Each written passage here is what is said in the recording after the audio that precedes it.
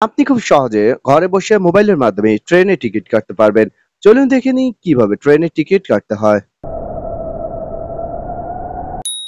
ট্রেনের টিকিট কাটার জন্য প্রথমত আপনারা যেকোনো একটি ব্রাউজারে চলে যাবেন। ব্রাউজারে চলে আসার পর এখানে সার্চ বারে লিখবেন BD train ticket. BD train ticket লিখলে বাংলাদেশ রেলওয়ের eticket.railway.gov.bd এই ওয়েবসাইটটি পেয়ে যাবেন। দেন আপনি এই ওয়েবসাইটে প্রবেশ করবেন। ওয়েবসাইটটিতে প্রবেশ করার পর এখন আপনি এখানে আই এগ্রিতে ক্লিক করুন। আই এগ্রিতে ক্লিক করার পর প্রথমত ফ্রম অপশনে আপনি কোথায় থেকে যাবেন সেটি এখানে লিখুন। ধরুন আমি রংপুর থেকে যাব, সো আমি এখানে রংপুর লিখলাম, এবং ধরুন আমি ঢাকায় যাব, সেক্ষেত্রে আপনি কোথায় যাবেন যেমন আমি লিখছি ঢাকা। ফ্রম এবং টু লেখার পর এখন পিক আপ ডেট অর্থাৎ আপনি কত তারিখে যাবেন সেটি এখানে লিখুন। ফ্রম এবং টু দেওয়ার পর এখন পিক আপ ডেট সিলেক্ট করতে হবে আপনি কত তারিখে যেতে যাচ্ছেন। এক্ষেত্রে যে তারিখে আপনি যাবেন সেই তারিখটি এখান থেকে সিলেক্ট করবেন। এরপর চুজ ক্লাসে এসে আপনি কোন ক্লাসের টিকিট কাটতে চান সেটি এখান থেকে সিলেক্ট করুন। এরপর এখানে সার্চ ট্রেনে ক্লিক করুন। সার্চ ট্রেনে ক্লিক করার পর এখন আপনাকে মোবাইল নাম্বার এবং আপনার এনআইডি বা অন্যান্য কিছু দিয়ে এখানে রেজিস্টার করতে হবে। রেজিস্টার করার জন্য এখানে রেজিস্টার অপশনে ক্লিক করবেন। রেজিস্টার অপশনে ক্লিক করার পর আপনার ফুল নেমটি এখানে লিখবেন। এরপর আপনার মোবাইল নাম্বারটি দিবেন। এরপর আপনার এনআইডি কার্ডের নাম্বার, এরপর জন্ম তারিখটি এখানে দিবেন। এরপর আমি রোবট নেই এই অপশনটিতে ক্লিক করবেন। দেন এখানে ফটো ক্যাপচা আসবে।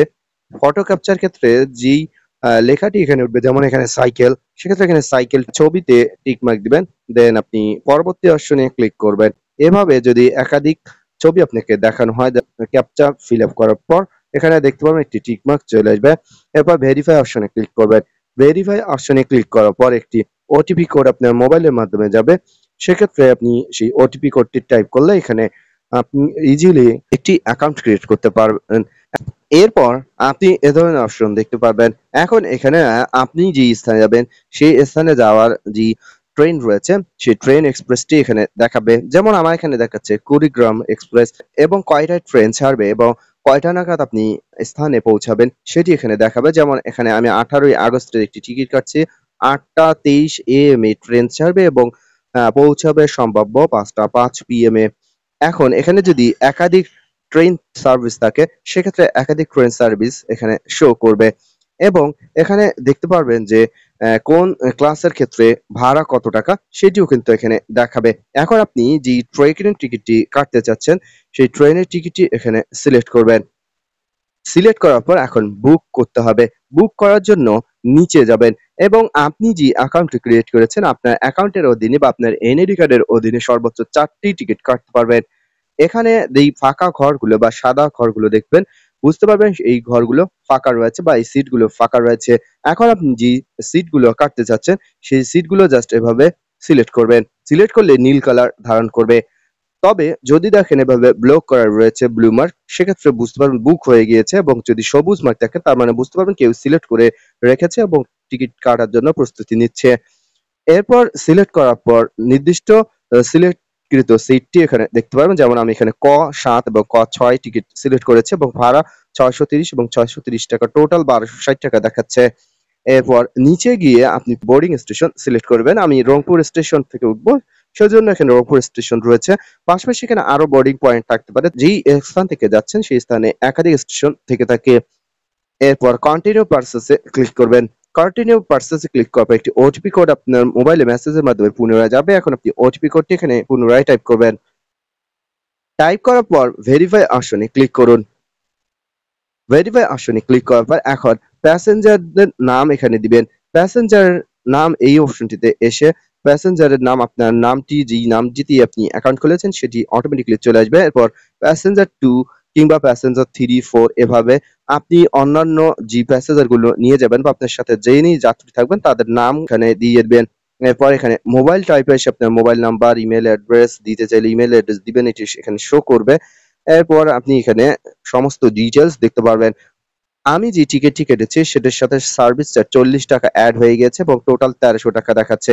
এরপর আপনি সম্পূর্ণ ডিটেইলস দেখার পর নিচে চলে যাবেন, এবং এখন আপনাকে পেমেন্ট করতে হবে। পেমেন্টের ক্ষেত্রে আপনি বিকাশ, নগদ, রকেট বা উপায়ের মাধ্যমে পেমেন্ট করতে পারবেন। যেই মাধ্যমে আপনি পেমেন্ট করতে চান সেই মাধ্যমটি এখান থেকে সিলেক্ট করবেন। এছাড়াও আপনি চাইলে মোবাইল ব্যাংকিং ব্যতীত debit, credit card, visa card বা নেক্সাস কার্ডের মাধ্যমে পেমেন্ট করতে পারবেন। যদি আপনি কোনো কার্ডের মাধ্যমে পেমেন্ট করেন সেক্ষেত্রে ক্যাটাগরিটি এখান থেকে সিলেক্ট করবেন। এরপর প্রসিড টু পেমেন্টে ক্লিক করবেন। প্রসিড টু পেমেন্টে ক্লিক করার পর এখন আপনাকে আপনার কার্ডের ইনফরমেশন দিতে হবে। এখানে আপনার কার্ড হোল্ডার নেম, এরপর কার্ড নাম্বার এবং কার্ডের যে পিন নাম্বারটি রয়েছে সেটি দিতে হবে। সমস্ত কিছু দেওয়ার পর দেন সাবমিট অপশনে ক্লিক করবেন। তবে যদি বিকাশ, রকেট বা মোবাইল ব্যাংকিং এর মাধ্যমে পেমেন্ট করতে চান সেক্ষেত্রে পূর্বের অপশন থেকে জাস্ট আপনি সেই মোবাইল ব্যাংকিং মাধ্যমটি সিলেক্ট করবেন। ধরুন আপনি বিকাশ যদি সিলেক্ট করেন সেক্ষেত্রে পরবর্তীতে আপনাকে বিকাশ নাম্বারটি দিতে হবে। বিকাশ নাম্বার দেওয়ার পর যখন পরবর্তী নেক্সট অপশনে ক্লিক করবেন তখন একটি ওটিপি আপনার মোবাইলে মেসেজের মাধ্যমে যাবে। এরপর ওটিপিটি আপনি দিবেন। এরপর আপনার মোবাইল ব্যাংকিং এর পিন নাম্বারটি দেওয়ার পর সাবমিট অপশন ক্লিক করলে সফলভাবে পেমেন্ট হয়ে যাবে। পেমেন্ট সম্পূর্ণ হয়ে গেলে কার্ডের মাধ্যমে পেমেন্ট করুন কিংবা বিকাশ, রকেটের মাধ্যমে যাইভাবে পেমেন্ট করুন না কেন, পেমেন্ট করার পর পেমেন্ট যখন সাকসেসফুলি হবে দেন আপনি এরকম আমার মতো দেখতে পারবেন যে পেমেন্ট সাকসেসফুলি দেখাচ্ছে। এরপর আপনার যে টিকিটটি রয়েছে সেটি অটোমেটিক্যালি ভাবে ডাউনলোড হয়ে যাবে। এরপর প্রিন্ট ইওর টিকিট এই অপশনটিতে ক্লিক করলেও আপনি আপনার টিকেটটি পেয়ে যাবেন। এরপর টিকেটটি স্ক্রিনশট দিয়ে নিতে পারেন অথবা আপনি যে ডাউনলোডকৃত ফাইলটি সেটির মাধ্যমে প্রিন্ট করে নিতে পারেন। আপনার প্রিন্টকৃত টিকেটটি আপনার মোবাইলে থাকলেও চলবে কিংবা আপনি চাইলে কম্পিউটারের মাধ্যমে সেটিকে প্রিন্ট করে নিতে পারবেন। যাতায়াতের সময় অবশ্যই আপনার টিকিটটি শো করতে হবে। দর্শক, টিকিট কাটার সময় যদি আপনাদের আরো কোনো প্রবলেম হয়ে থাকে কিংবা কেউ কোনো অপশন না বুঝে থাকেন অবশ্যই আমাকে কমেন্টে জানাবেন।